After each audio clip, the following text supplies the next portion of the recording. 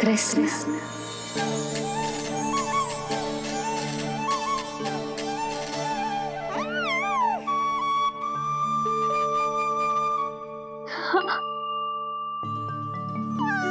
और जो मानवता के शत्रु हैं, उनके जीवन में ये नाम अशांति, असुरक्षा, भय उत्पन्न करेगा। पर सात्विक प्रवृत्ति के व्यक्तियों के लिए ये नाम शांति, संतोष और सुख का सूचक होगा।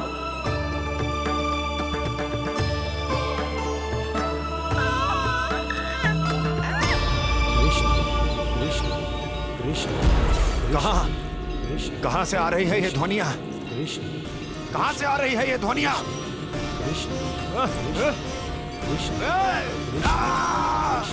स्वामी, महाराज!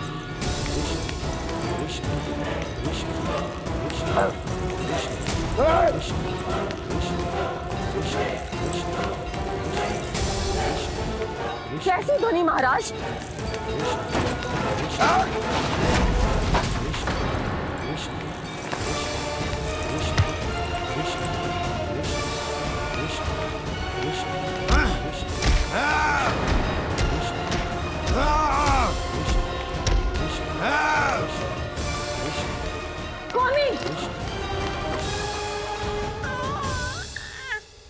कृष्ण।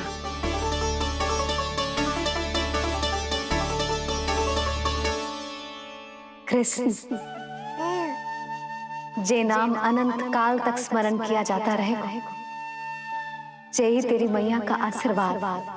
संसार मुझे कृष्ण बुलाए या नीलमणि कहकर पुकारे, मैं रहूंगा तो बस यशोमती मैया का नंद लाला।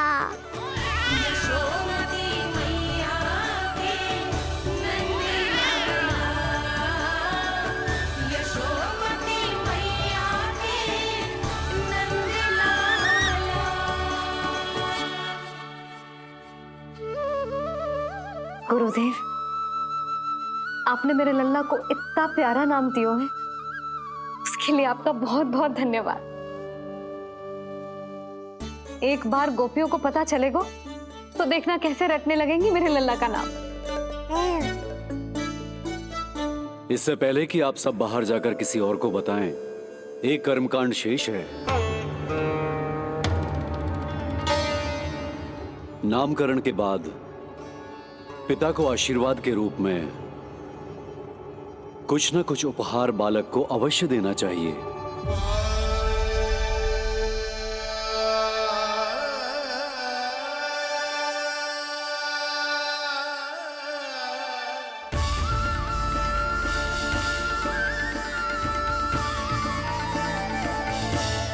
मैं क्या दूं?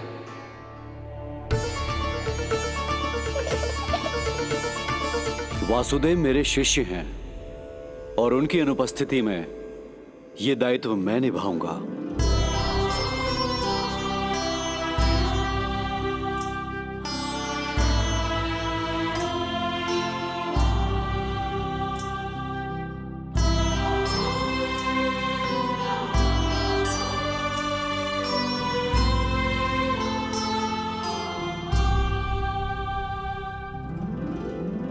इसे अपने पिता की ओर से स्वीकार करो पुत्र।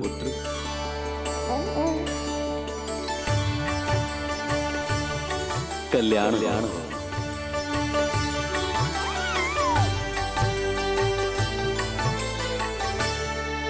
क्या दूं मैं इसे?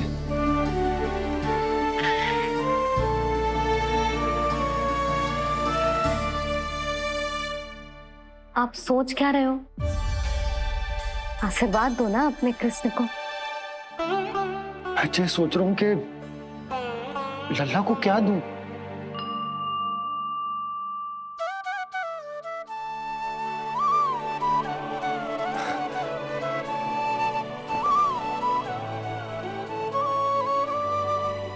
लल्ला, तू स्वयं ही बता दे, तुझे क्या चाहिए?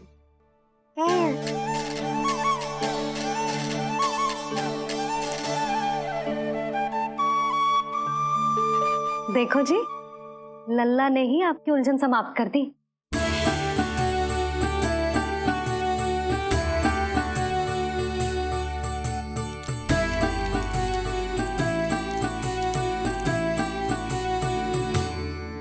मेरा आशीर्वाद कि तेरा ये नाम कृष्ण तेरी प्रजा के लिए बहुत हितकारी हो। गुरुवर, आप भी इसे आशीर्वाद दें। जिनके आशीर्वाद से ये पूरा संसार संचालित होता है, उन्हें मैं क्या आशीर्वाद दूं?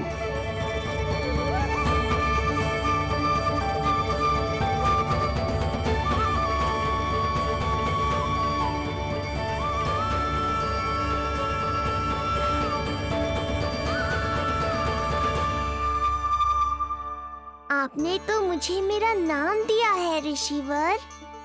ये तो मेरा सौभाग्य था प्रभु कि आपने इस कार्य के लिए मुझे चुना। पर आपका कार्य अभी समाप्त नहीं हुआ ऋषिवर। एक विनती और है मेरी। आज्ञा दीजिए प्रभु, क्या करना होगा मुझे? बाबा को मेरी वास्तविक पहचान बतानी होगी आपको,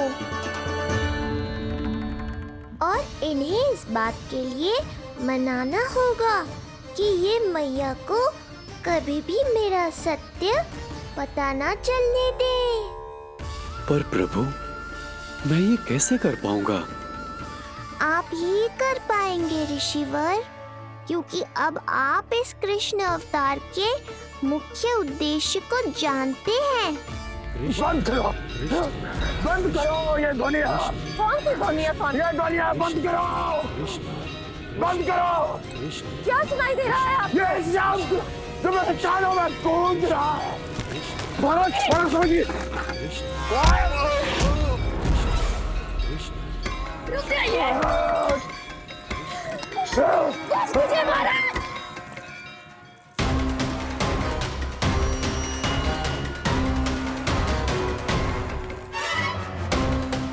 आप भूल रहे हैं कि आप मथुरा नरेश है, कंस है आप।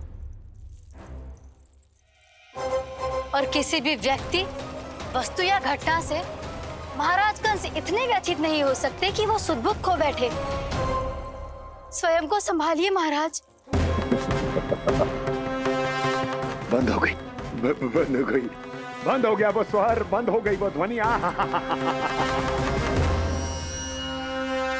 रफी,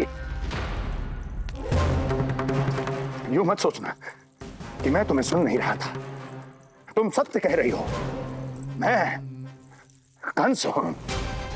किसी भी व्यक्ति, वस्तु या घटना से व्यथित नहीं हो सकता। दुर्जन, जी महाराज, इस सिंहासन को पुनः स्थापित करो। यदि कोई भी योग्य इसे स्वयं सिद्ध करने नहीं आता तो मुझे पता है मुझे क्या करना है, कैसे उस दुष्ट बालक का संहार करना है। मैं भली भांति जानता हूं। ये दायित्व आपको ही निभाना होगा ऋषिवर। इससे दो लाभ होंगे। एक तो मेरे बाबा कंस के कारण होने वाली चिंता से मुक्त हो जाएंगे, और आवश्यकता पड़ने पर मेरी पहचान को मैया से सुरक्षित रखने में सहायता भी करेंगे।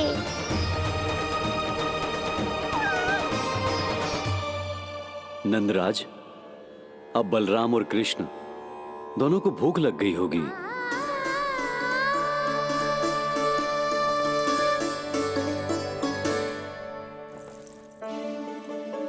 प्रणाम गुरुदेव।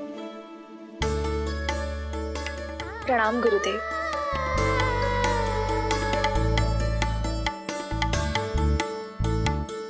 गुरुदेव, अब आप भी विश्राम कर लीजिए। नहीं नंदराज, मुझे शीघ्र ही मथुरा पहुंचना है। राजा वासुदेव और रानी देवकी मेरी प्रतीक्षा कर रहे होंगे। पर इससे पहले कि मैं जाऊं, मुझे आपको कुछ बताना है।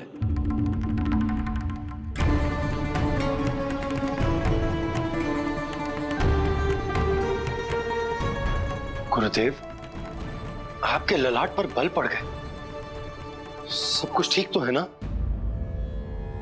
कहीं आप मुझे कंस के बारे में तो ना बताना चाहते? गुरुदेव, मैं जानता हूं कि कंस नवजात शिशुओं की हत्या करवा रहा है।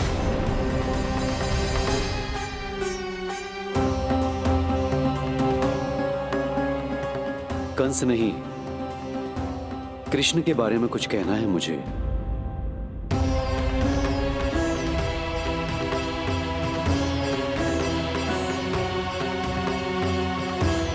बताइए गुरुवर। मैं एक ऐसा सत्य बताने जा रहा हूं नंदराज, जो है तो वरदान, पर उसे स्वीकारना आपके लिए बहुत कठिन होगा। गुरुदेव, आप जो कह रहे हैं वो मैं समझ ना पा रहा हूं, बताइए ना।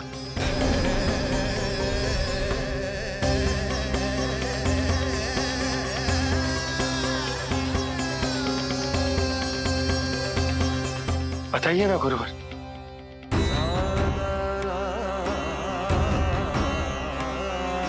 सत्य यह है नंदराज,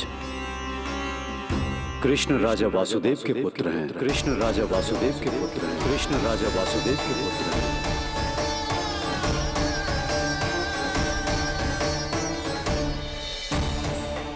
और वो कोई साधारण बालक नहीं है,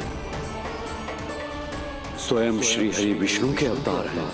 और वो कोई साधारण बालक नहीं है, स्वयं श्री हरि विष्णु के अवतार हैं।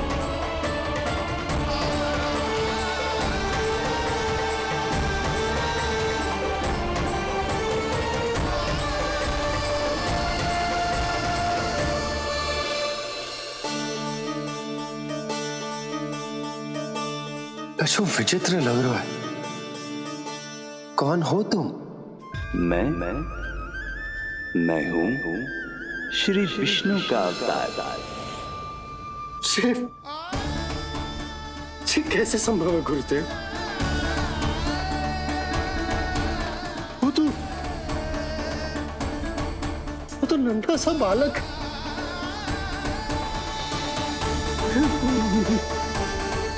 वो श्री नारायण का अवतार कैसे हो सकता है? और गुरुदेव, आप ये सोच भी कैसे सकते हैं कि वो मेरा लल्ला वसुदेव भैया का पुत्र है? यही सत्य है नंदराज, पिछले जन्म में मिले वरदान का फल है ये।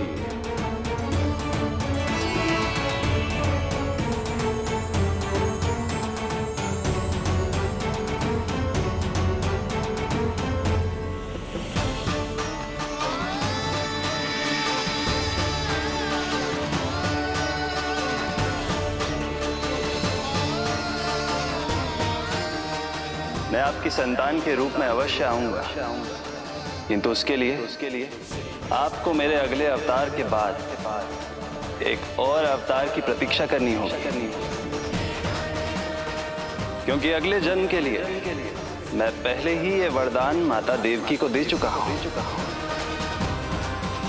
इस समय मैं विवश हूं, किंतु मैं आपको वचन देता हूं, आपकी संतान बनकर अवश्य आऊंगा, अवश्य आऊंगा। प्रभु, श्री हरि को अपने सामने देखकर मेरी व्याकुलता का बांध टूट गया है। 2 जन्म बहुत बड़ा समय होता है स्वामी।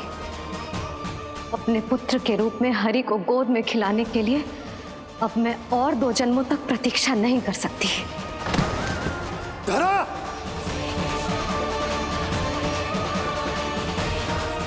माता देवकी को मैं पहले ही वचन दे चुका हूं, इसलिए विधि के विधान के अनुसार मुझे उन्हीं का पुत्र बनकर जन्म लेना होगा। किंतु आपकी आतुरता का अनुभव करने के बाद अब मैं भी आपका स्नेह पाने से स्वयं को और वंचित नहीं रख सकता। ये जो भी हो रहा है प्रभु की ही लीला है। कृष्ण के जन्म के तुरंत बाद भगवान विष्णु के आदेश पर वासुदेव जी के यहां आना पड़ा और आपकी और रानी यशोदा की पुत्री को अपने पुत्र के साथ बदलना पड़ा और इस तरह कृष्ण आपके और रानी यशोदा के पुत्र बन गए।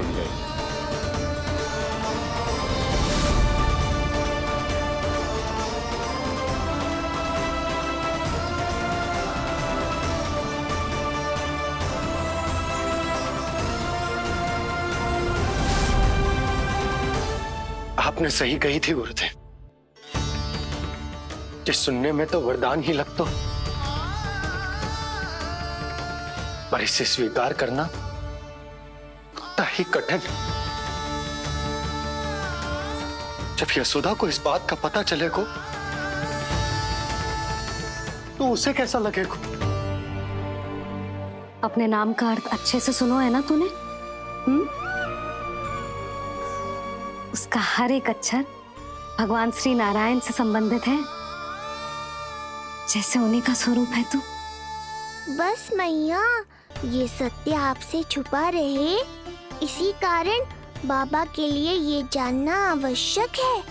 फिर चाहे इसे स्वीकार करना उनके लिए कितना भी कष्टदायक क्यों ना हो। नहीं नंद, ये सत्य उन्हें आप नहीं बताएंगे। स्वयं प्रभु ने मुझसे कहा है किसी और प्राणी को इसके बारे में भनक तक नहीं लगनी चाहिए, और रानी यशोदा को तो बिल्कुल नहीं। गुरुवर, कंस के आक्रमणों की जानकारी यशोदा से पहले ही छुपा कर रखना कठिन था। अब इतना बड़ा सत्य मैं यशोदा से कैसे छुपाऊंगा? आपको छुपाना ही होगा नंदराज, यही प्रभु की इच्छा है।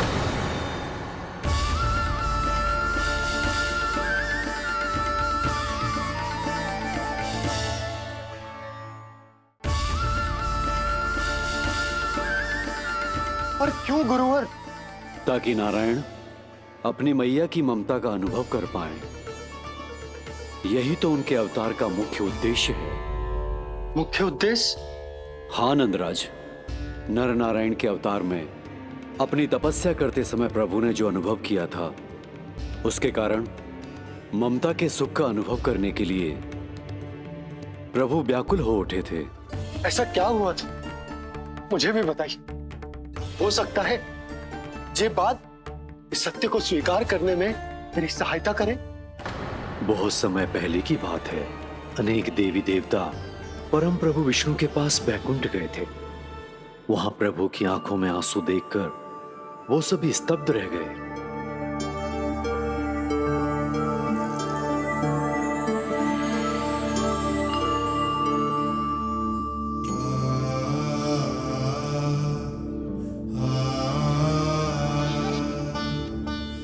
प्रभु, आपकी आंखों में आंसू?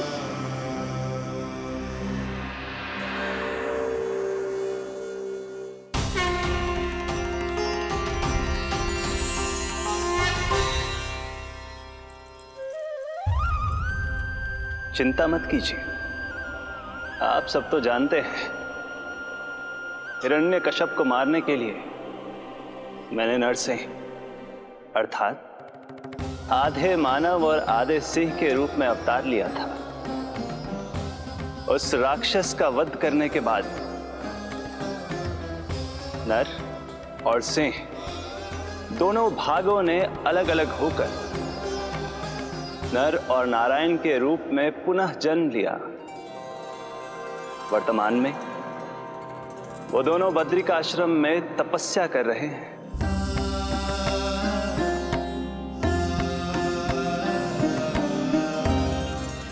आज उन दोनों ने कुछ ऐसा देखा जिसने मुझे भी भावुक कर दिया।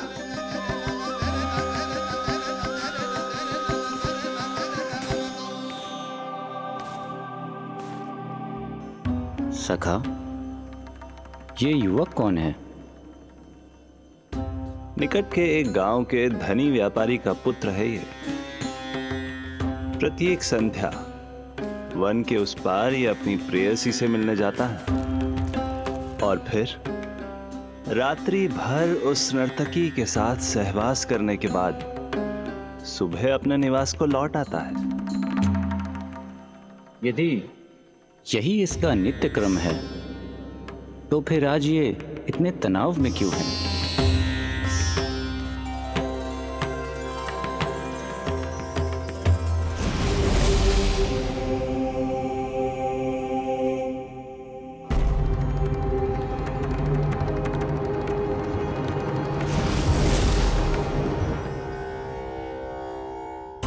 कल रात्रि प्रेम क्रिया के मध्य उस नर्तकी ने इससे पूछा, यह सबसे अधिक प्रेम किससे करता है? जब इसने कहा तुमसे, तो वो बोली, तुम्हें अपने प्रेम को सिद्ध करना होगा।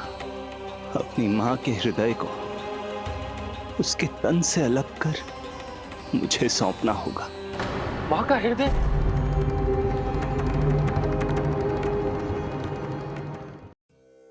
फिर क्या हुआ प्रभु? वो लाया अपनी मां का हृदय? ये जिज्ञासा यक्ष प्रश्न बनकर पूरे दिन नर और नारायण के मस्तिष्क में कौंधती रही। उन्होंने संध्या होने तक वहीं नदी किनारे प्रतीक्षा करने का निर्णय लिया,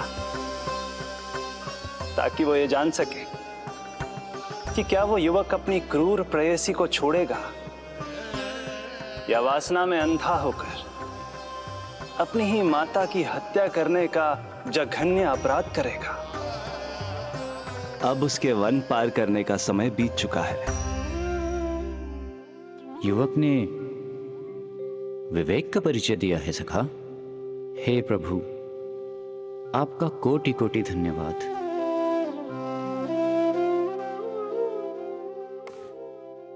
सखा,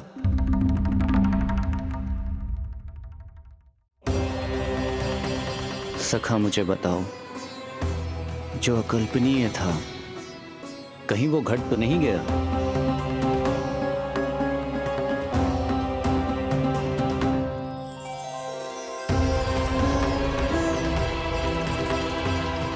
जब इस युवक की मां को इसकी प्रेयसी की क्रूर मांग के बारे में पता चला, तो जो उसने किया वो इस समस्त संसार में केवल एक मां ही कर सकती है।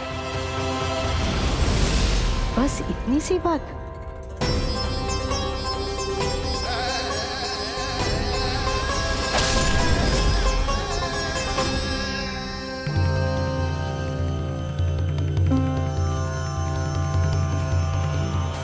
संभाल के मेरे बेटे, कहीं चोट ना लग जाए तुझे।